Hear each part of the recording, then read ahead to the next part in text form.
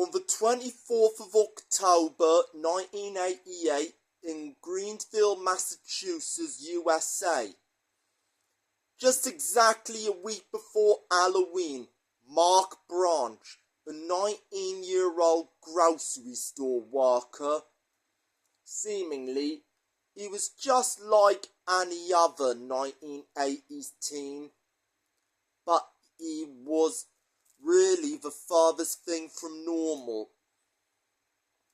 He was a huge horror fan, and he was a huge fan in particular of Jason Voorhees, killer from the Friday the 13th movie franchise. He often loved renting out horror movies, and the gorier the better over time. Mark just preferred straight up gore films. He had a collection of horror movies too. He had bought 75 copies. He also had 64 killer related books, 3 knives, a machete, 3 goalie masks, which the goalie mask was iconically worn by Jason Voorhees. His obsession with horror movies increased, and at one point he was completely obsessed with Jason Voorhees, and sooner than later he would make his horror movie obsession into a reality.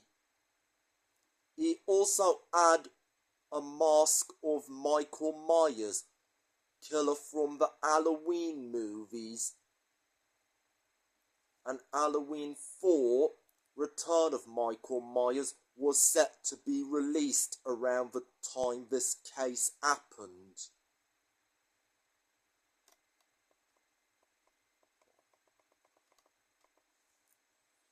Mark Branch has become something of an urban legend throughout his teens.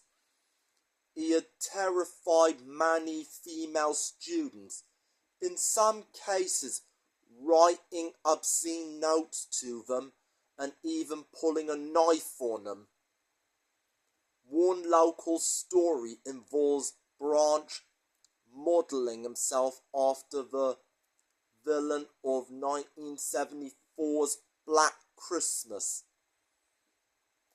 Branch supposedly kept files about girls in his high school and used these while making obscene phone calls to them on the evenings.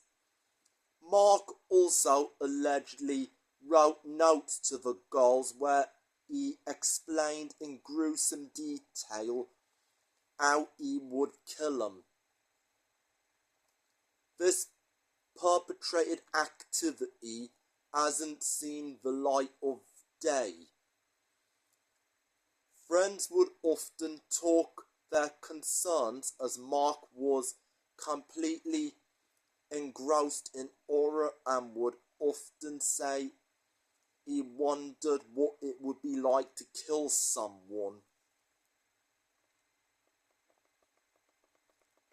It has perhaps been said when 18-year-old Sharon Gregory, who had a twin sister named Cheryl, she was a college student at Greenville Community College, writing a Psychology 101 paper on Mark's horror movie obsession.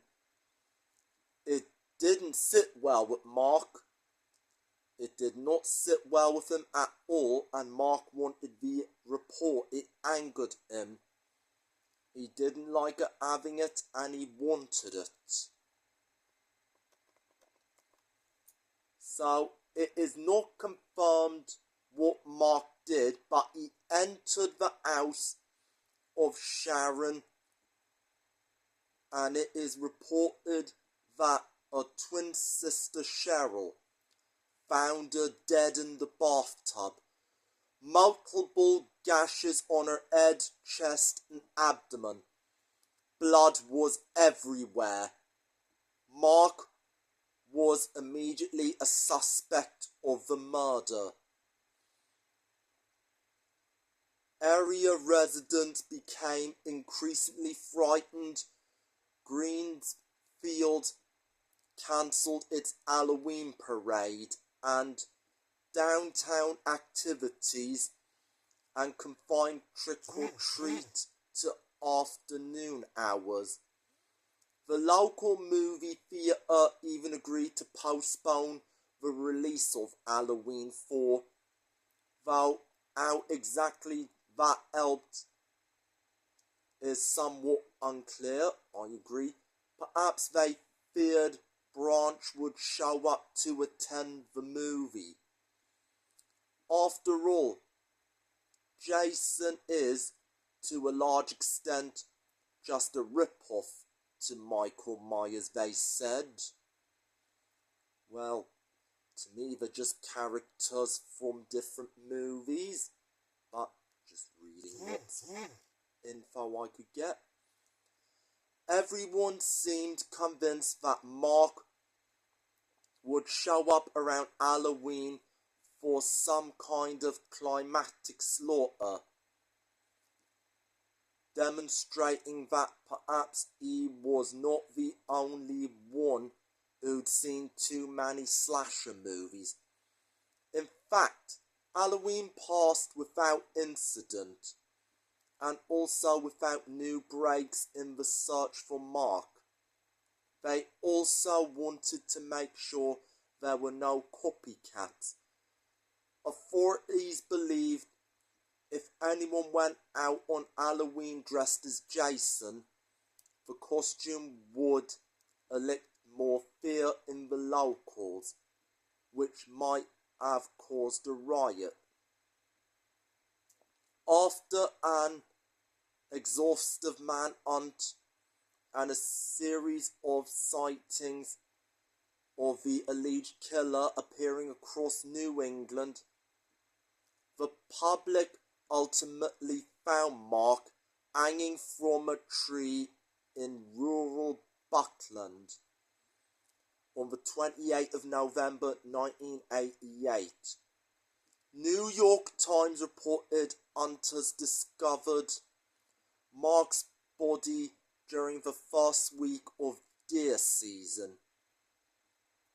Police ruled the death as a suicide, but the lack of follow-up reports about the exact cause of death added fuel to the fire of urban legends still surrounding Mark.